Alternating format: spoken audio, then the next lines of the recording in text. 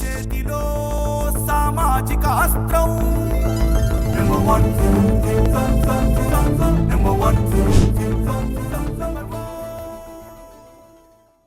First ఎవరికైనా సరే గత జ్ఞాపకాలు గతం అనేది ఉంటుంది. నువ్వు బాధపడుతున్నావు, బాధపడకూడదు అని మేము కోరుకుంటున్నాం. ఎందుకంటే లైఫ్ చాలా ఉంది.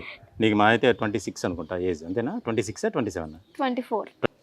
కానీ ఈ సందర్భంలో శ్రీవర్షిని విషయంలో అంటే సాధారణంగా వయసు అటువంటిది, ప్రతి ఒక్కరూ తప్పులు చేస్తారు.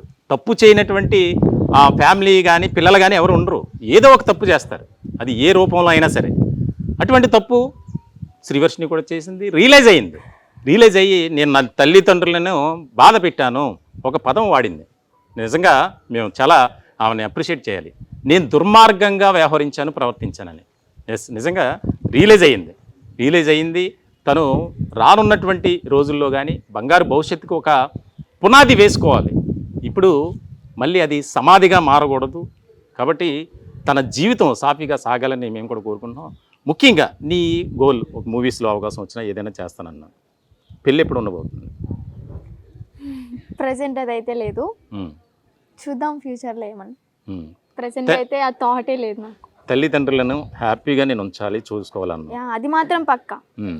ఏదైనా సరే నాకు తోచినంత, నాకు అంటే నేను సాధించగలను అన్న దాంట్లో ఏది వదిలిపెట్టకుండా ముందుకు వెళ్తూ నా పేరెంట్స్కి మంచి భవిష్యత్తు అనేది ఇస్తాను. అలాగే నేను కూడా ఒక మంచి భవిష్యత్తులోకి అడుగు పెడతాను. నువ్వు ఎప్పుడైతే రీహాబిలిటేషన్ సెంటర్ నుంచి వచ్చినటువంటి సందర్భంలో ఇంటికి డైరెక్ట్గా క్యాబ్లో వచ్చానన్నావు కదా రేపల్లి, ఎలా ఫీల్ అయ్యారు? ఆ క్షణాలు ఒక రకంగా ఎవరికైనా తలుచుకుంటేనే, ఊహించుకుంటేనే ఒక బాధ, సంతోషం, ఆనందం అన్నీ కలుగుతాయి. ఎట్లా ఫీల్ అయ్యారు?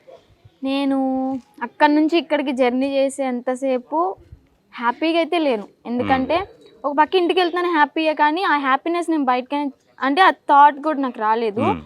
ఇలా చేశాను, పేరెంట్స్ దగ్గరికి వెళ్తున్నాను, రేపు పొద్దున చుట్టుపక్కల వాళ్ళు నాన్న ఏమంటారు, వాళ్ళకి మళ్ళీ ఏమన్నా ఇబ్బంది అవుతుందా, మీడియా వచ్చేస్తుందేమో అన్న, అంటే వాళ్ళకి మళ్ళీ నేను బాధపడతానేమో, మళ్ళీ వాళ్ళకి నేను భారం అవుతానేమో అని చెప్పని ఆలోచించాను. కానీ అలాగైతే ఆలోచించాను, మళ్ళీ వాళ్ళకి నేను ఒక భారం అనేది అవ్వకూడదు. అవును, అలాగే ఆలోచించాను. మీ ఫ్యామిలీకి ఒక మోటివేటెడ్గా కావచ్చు, నిజంగా ఒక సపోర్ట్గా ఉన్నటువంటి విష్ణు, ఆయన ఈ ఎపిసోడ్లో చాలామంది చాలా రకాలుగా అన్నారు. ఎందుకంటే మిమ్మల్ని స్టూడియోలో కూర్చోబెట్టి ఇంటర్వ్యూ చేస్తున్నటువంటి సందర్భంలో కూడా కొన్ని ఛానల్స్ అక్కడ విష్ణువు గారి సమక్షంలో బేరాలు సాగుతున్నాయని చెప్పారు. మా మీద కూడా ఎన్నో నిందలేశారు మీతో పాటు. అయినా సరే మేము ఎవరైతే మా ఛానల్ ఎండి మంచాల సాయి సుధాకర్ నాయుడు గారు ఉన్నారు, ఆయన ఉద్దేశం, ఆయన లక్ష్యం నెరవేర్చాలన్న ఉద్దేశంతోనే మీ ఎపిసోడ్లో వెళ్ళాం.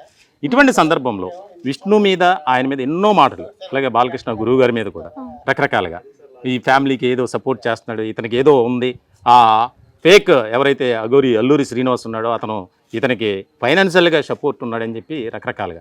రీసెంట్గా ఒక ఛానల్లో కూడా సరదాగా మాట్లాడినటువంటి మాటను నాతో కూడా చాలాసార్లు సందర్భంలో విష్ణు గారు అంటారు, మరి అది రికార్డ్ చేసి ₹1,00,000 ఇస్తే నేను శ్రీవర్షిని ఎక్కడుందో చెప్తాను అన్నారు. ఎలా ఫీల్ అవుతున్నావు ఆయన విషయంలో? ఎందుకంటే మీకు ఫ్యామిలీకి మోరల్ సపోర్ట్గా ఉన్నారు.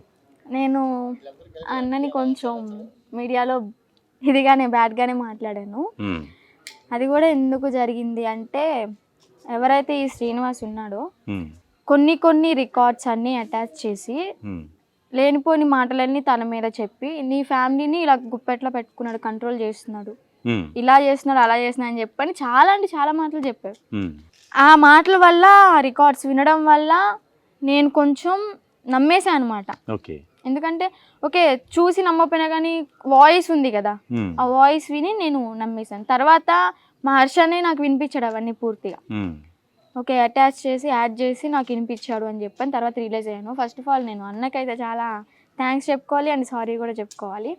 ఎందుకంటే చిన్నప్పటి నుంచి నన్ను పెంచాడు, అన్న ఎలా పెంచాడు అనేది నాకు తెలుసు. ఒక ఫాదర్కి లాగా, చెల్లి అంటారు కదా, చెల్లి కూడా కాదండి, ఒక కన్న కూతురులాగా పెంచాడు. నువ్వు చనిపోయేంత వరకు నేను తోడుంటాను. ఇంటికి వచ్చినాక కూడా ఏ ఒక్క విషయం నన్ను బాధ పెట్టేలాగా ఏం మాట్లాడలేదు. అందరూ గతం కదా మర్చిపో, నువ్వు ఎటు వెళ్ళాలనుకున్నా కానీ నీకు నేను సపోర్ట్ ఉంటాను, నువ్వు చచ్చిపోయేంత వరకు నేను నీకు తోడుంటాను, ఎవరు వచ్చినా రాకపోయి నేనైతే నీతో ఉంటాను వర్షి అని చెప్పని నాకైతే అండగా నిలిచాడు అన్న స్టిల్ నౌ. సో అన్నకైతే చాలా థ్యాంక్స్ చెప్పుకోండి. అండ్ సారీ కూడా, సారీ ఎన్నిసార్లు చెప్పినా కానీ తక్కువే. అంతే.